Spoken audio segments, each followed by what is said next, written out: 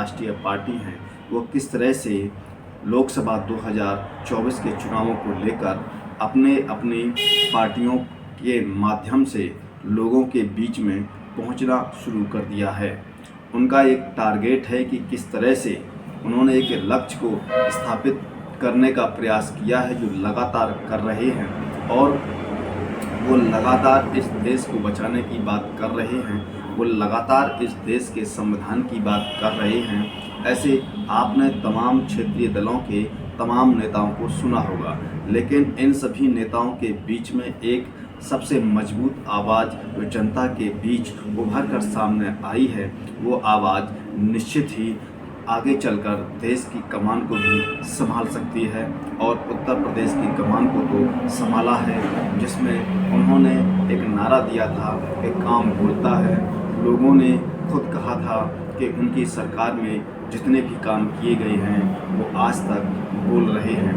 लेकिन जब समाजवादी पार्टी के राष्ट्रीय अध्यक्ष अखिलेश यादव जी अपनी समाजवादी पार्टी को मजबूत करने के लिए, देश की आवाज़ को मजबूत करने के लिए, देश के लोगों और प्रदेश के लोगों को उनके हकों को दिलाने के लिए, संविधान को बचाने के लिए, बढ़ती हुई महंगाई को रोकने के लिए और जिस तरह से लगातार उत्तर प्रदेश की सड़कों पर जो जानवरों का आतंक बढ़ रहा है, जानवरों की वजह से उत्तर प्रदेश के अंदर किस तरह से बुजुर्गों, युवाओं और महिलाओं और बच्चियों की जान जा रही है, लेकिन ये और उन्होंने किस तरह से तीखी आवाज़ में जो मीडिया को जवाब दिया है, उनका सीधा सीधा यहाँ पर भारतीय जनता पार्टी को लक्ष्य बनाया है।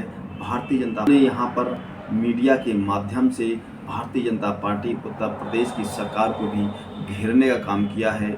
उन्होंने साथ में आज जिस तरह से भारत के अंदर इंडिया और भारत को लेकर चर्चाएं लोगों के बीच में चल रही हैं और ये चर्चाएं मीडिया के माध्यम से गर्म होती जा रही हैं। जिस प्रदेश के पूर्व सीएम समाजवादी पार्टी के राष्ट्रीय अध्यक्ष अखिलेश यादव ने कांग्रेस पर हमला बोला है और तगड़ा हमला बोला है। उन्होंने कांग्रेस को लेकर क्या कहा है, उन्होंने इंडिया गठबंधन को लेकर क्या कहा है। अब उन्होंने मध्य प्रदेश के विधानसभा के चुनावों में समाजवादी पार्टी को अपने प्रत्याशियों के साथ उन क्षेत्रों में उतार दिया है जिन क्षेत्रों में समाजवादी पार्टी का वोट है, समाजवादी पार्टी के समर्थक हैं। समाजवादी पार्टी उन क्षेत्रों से अपने विधायकों को जितवाकर मध्य प्रदेश की विधानसभा में भी पहुंचाने का काम किया है। तो तीखी तेवर में क्या बोला है, तो ज़्यादा देर ना करते हुए हम आपको मीडिया में दिए गए उस बयान को सुनवाते हैं जो अखिलेश यादव जी ने कहा है। तो आप ये बयान को सुनिए। धन्यवाद देता हूँ कि इस समय भी आपसे मुलाकात हो रही है और ये समाजवादी पार्टी के शिविर लोक जागरण कार्यक्रम लगातार इसी तरह चलते रहेंगे। कल शाहजहांपुर में था और आज खत्म हुआ है। हरदोई का आज शुरू हुआ है, कल खत्म हो जाएगा। मुझे उम्मीद है कि इन लोक जागरण कार्यक्रम के माध्यम से हमारे कार्यकर्ता जागरूक हो रहे हैं।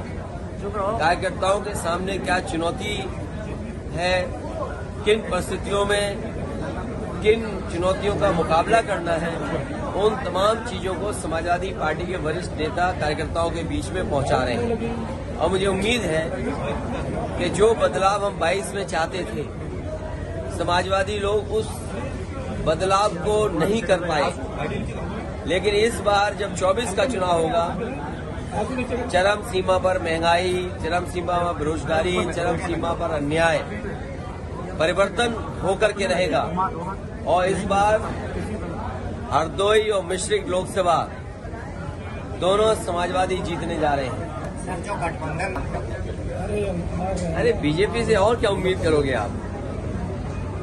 हम सब व्रत पे हैं, बीजेपी स्वीकार ही नहीं करेगी। और बीजेपी जो करती है वो किसको नहीं पता है। ये कोई नई बात है क्या? ये बीजेपी का तरीका है काम करने का। लेकिन अगर उनसे ये पूछो कि आज महंगाई बढ़ गई है, बेरोजगारी बढ़ गई है, बिजली का बिल आम आदमी नहीं दे पा रहा है, हरदोई में किसी किसान का अभी तक धान खरीदने का इंतजाम नहीं होगा। जो MSP है, जो मिलना चाहिए, वो तक सरकार नहीं दे पा रही है। और कहाँ सरकार सपना दिखा रही थी कि आय दोगुनी होगी किसान की। मैं अभी शाहजहांपुर से चल के आया हूँ, लखनऊ से शाहजहांपुर गया, डिवाइडर पे कोई नई व्यवस्था दिखाई दे रही है मुझे ट्रैफिक की। शायद यहाँ भी सड़क पे वो ट्रैफिक की व्यवस्था देख रहे होंगे।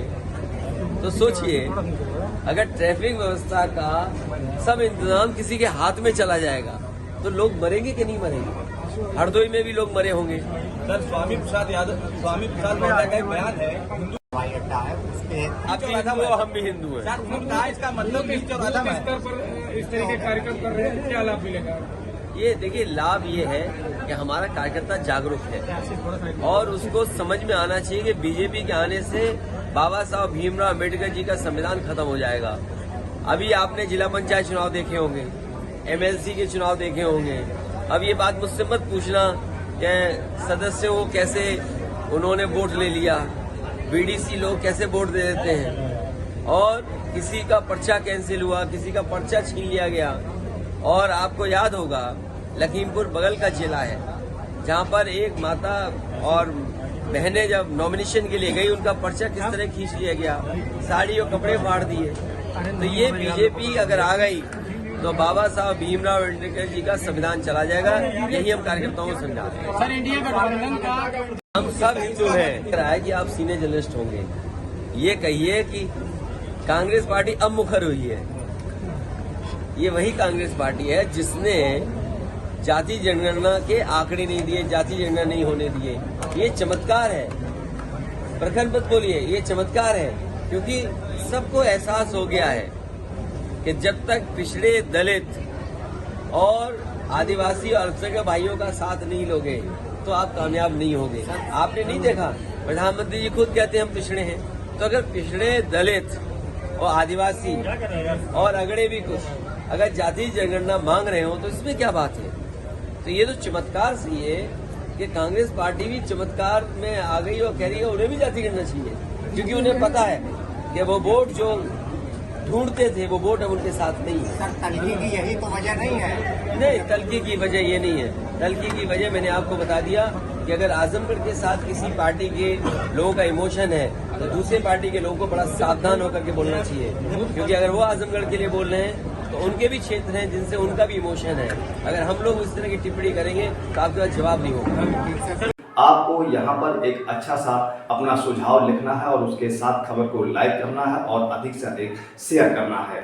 हमारे चैनल को अभी तक आपने ज्वाइन ना किया हो तो जल्दी से जाके ज्वाइन प्रेस करें और उसको ज्वाइन करें। हमारे चैनल को सब्सक्राइब ना किया हो तो जल्दी से हमारे चैनल को आप सब्सक्राइब करें, साथ में ही बेल आइकन पर प्रेस करें। प्रत्येक खबर का नोटिफिकेशन सबसे पहले आपको प्राप्त होगा। हम फिर मिलेंगे एक नई खबर के साथ, तब तक आप हमको इजाजत दीजिए। जय भारत।